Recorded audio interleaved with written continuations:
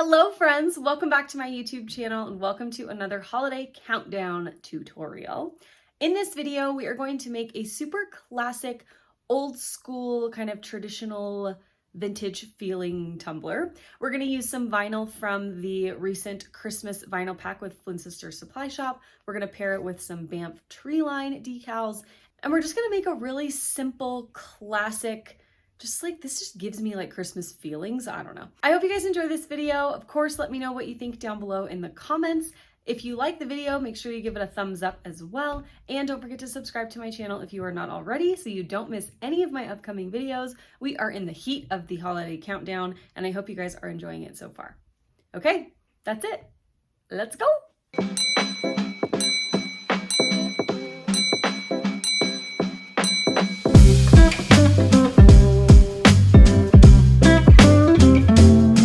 We'll be using a 30-ounce skinny screw top tumbler for this design, and I'm going to take the lid off and set that aside. We are going to customize the lid at the end of this video. And what we're going to do on our cup, though, is a full vinyl wrap. We're going to use Jean's Ornaments, which is a sheet from the Flynn Sisters Supply Shop Christmas vinyl pack.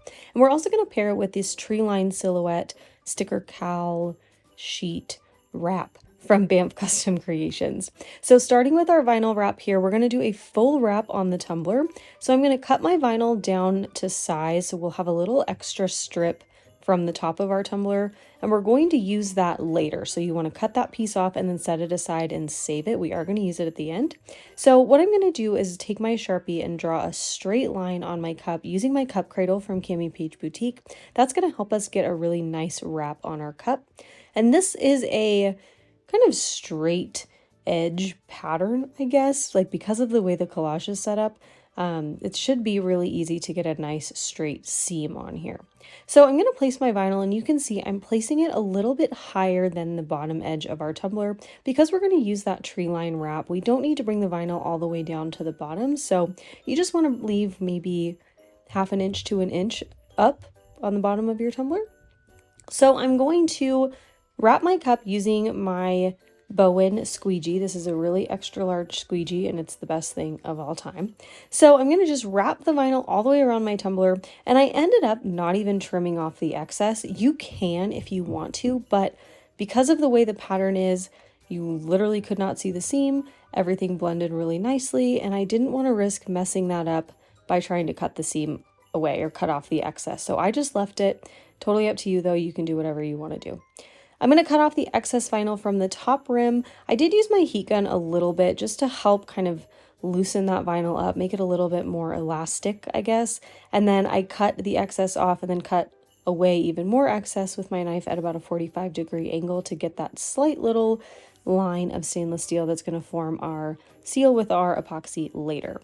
So now that we've got the vinyl on the tumbler, we're going to glitter this vinyl using the, I guess you call it the tack it method, but we're going to take the Southern Belle glitter foil adhesive, and I'm using Glowstick from Peachy Olive Glitters for this, but you can use any glitter that you like. I really like Glowstick because it's a kind of like a white glitter, but it's got a goldy blue, icy, shifty tone to it. It just is really like wintry and frosty and cozy, and I thought it would be really perfect for this old school vintage Christmas wrap. So I'm going to cover the entire tumbler with the glitter, and then I'm going to take a gloved hand and I'm just going to rub the heck out of this tumbler to burnish this glitter down. So you can see how it changes as you rub the glitter down. This is not going to give you like full opaque coverage. I would recommend for this technique using a glitter that you will be able to obviously see your vinyl through. So I wouldn't use like a super metallic glitter, but any kind of iridescent white glitter should work just fine. So after that, I epoxied over my glitter with 2 coats of epoxy. I used about 30 milliliters of the Flynn Sisters Fast Cure epoxy for that. And now we're ready to add our tree line. So I'm going to cut the bottom down on this just a little bit because I don't want to cover too much of the vinyl. I really just want this to come up, you know, a little bit up from the bottom of the cup. So I'm going to cut off a little bit from the bottom, and then I'm also going to cut each edge so that we don't have a super harsh straight line there. We are going to cover up that seam a little bit more later, so don't worry too much about making it perfect, but you don't want like a harsh straight line, or at least I never want a harsh straight line.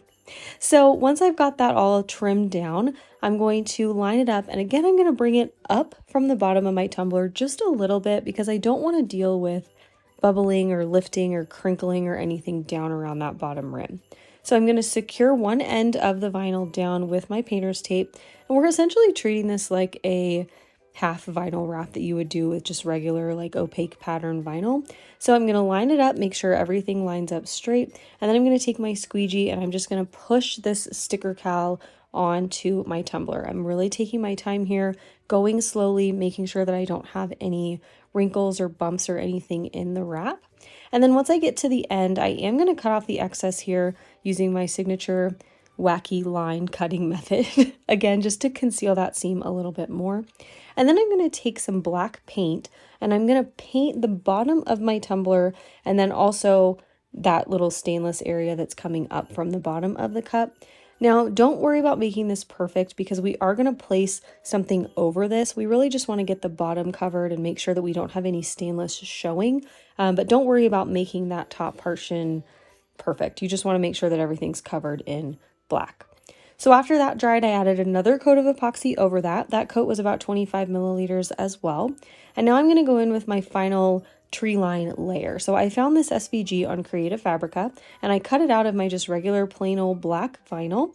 And I'm going to add it with my transfer tape and I'm going to add it right over that line that we painted kind of. We're going to cover that little blip up. So if you painted messily, it doesn't matter, like I said. And now for the bottom edge of this, I'm going to bring it down pretty much as far as I can, but we are going to cut the excess off. The black vinyl and the black paint, when they're under epoxy, will really just blend with each other because the colors match so well. You won't be able to tell where the vinyl ends and the paint begins, but with the sticker cal, you can tell. So that's why I'm adding the extra dimensional tree line layer over the sticker cal. One, it adds more dimension, and two, it's true black, which will blend really nicely with the bottom, if that makes sense. So once I've got that tree line applied, I'm going to add 2 more coats of epoxy over this to finish the tumbler off. All right, so we're going to finish the lid for this tumbler. Now what we're going to do is spray paint it, and then we're going to add a little bit of vinyl into this middle section here. Now in a previous video, I went over how to tape this on and attach this to your turner rod. So basically I just took my foam insert, stuck it in to the lid, put my rod attachment in there, and then I took some electrical tape and I taped around. And then I'm going to take now some more electrical tape.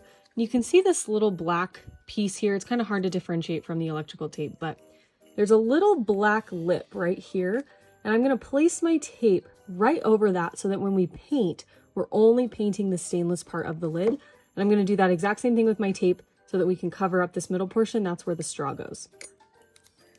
So I'm going to take the tape and I'm going to tape it right on that little lip there.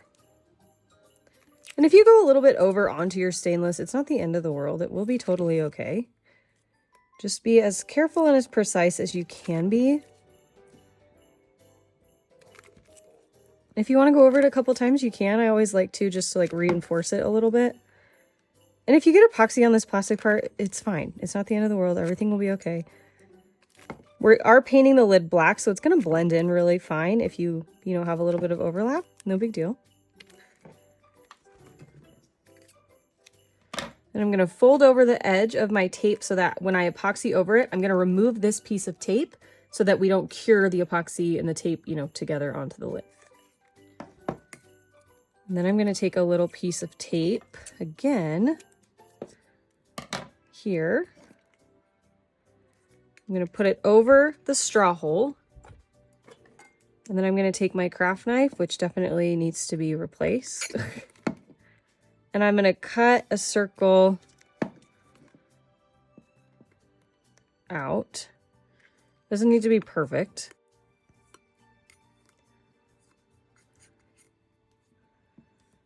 So there's that. I'm going to go outside and I'm going to spray paint this entire lid with black spray paint. Now while this dries, we're going to cut out our circle that's going to go in this middle little lip section. And then when it's dry, we'll put the vinyl on. So I'm just going to put this on my turner and let it spin. You can just let it stand too if you want. Totally up to you. So for the middle of our lid, I've got the remaining strip of vinyl that we cut off when we did our vinyl wrap on our tumbler. And I glittered this the exact same way we did on our tumbler. I used the Southern Belle glitter foil adhesive, and then I put our glitter on and just burnished it down, basically tack it methoded it with just the vinyl. So now what we're going to do is put this in my machine. I'm going to cut out a circle, and I measured this inner circle, and that's about 2.25 inches in width. And then this tiny little circle is about 0.4. So I created my circle, created a smaller circle, and then I sliced out this middle circle so that we can place this perfectly within this shape in the middle of the lid. Now, before I put this in my machine, I do want to spray seal my glitter. So I'm going to go outside and I'm going to spray this with some clear gloss spray. I'm going to let it dry about 15 minutes in between each coat, and I'm going to do 2 coats over it just so we don't get any stray glitter floating around my cutting machine. All right, so I've cut my little circle out, and I cut with more pressure because of the glitter and its patterned vinyl. Always want to just make sure that we cut all the way through. So now I'm going to take this very carefully because I don't want to do this again. I'm going to take this piece and I'm going to line it up in this middle section here. Line it up with that middle circle. That was the easiest way. Now we can just go straight into epoxy. Now when you epoxy your lid, you're essentially going to treat it like a regular tumbler, just on a much smaller scale. So I've got about 10 milliliters of my Flynn Sisters Fast Cure epoxy here, and I am not going to use all 10. You want to keep your coats for this really, really thin. So I think I maybe used like 3 to 5 maximum, if that. So what I'm going to do is start with the edge of the lid, and you can see I'm just going basically the same way that you would apply to a tumbler, trying to keep everything really even and smooth and thin.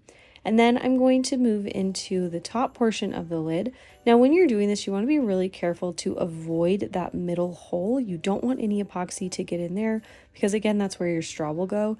Now, if you're trying to do this on your turner like I'm showing you here, it does get a little like awkward and uncomfortable. Typically, what I like to do is take my rod off my turner and then apply the epoxy by hand. I feel like I have a little more control that way, like just holding the rod in my hand versus doing it on the turner, but it's totally up to you. So what I'm doing here is just making sure that my coat is even and as thin as possible. Now I did get some micro bubbles in the lid area because I had a space heater going in front of this, and I think the epoxy just cured too quickly. Like I didn't give enough time for the bubbles to rise and just pop on their own. I also mixed like a fiend, so that is my own user error, definitely. But once I had the epoxy on, I let it spin for maybe 2 to 3 minutes, and then I went through and removed that top little layer of electrical tape that we added to that little lip on the lid, and then just let this spin and cure. So that is it for this tutorial. Here is the final tumbler result. Now I did have some problems with some micro bubbles in my epoxy, so I think I'm going to go over all of the black sections with some black paint marker one more time to cover those bubbles up, and then do another couple coats of epoxy. But if you don't have that problem, then you will be all done at this point. I really hope you all enjoyed the video. If you did, be sure to give it a thumbs up down below. Make sure you're subscribed to my channel if you are not already. And thank you so much for watching. I will see you all in the next video. And yep, that's all. Love you guys. Bye.